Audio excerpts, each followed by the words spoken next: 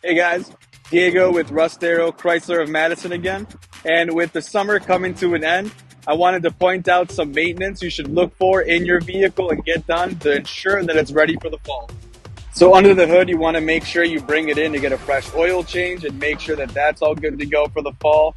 And you always want to make sure too that all your fluids are topped off, just like your windshield wiper fluid here. Next, you're going to want to make sure that your brakes are ready to go and that you get an alignment. Another helpful tip is to go through your instrument cluster. Most vehicles have this vehicle info page on there. Just make sure that your tire pressure is ready to go.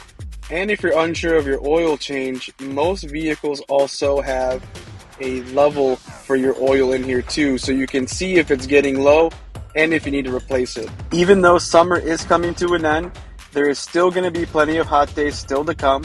So you're going to want to make sure your AC is working just fine.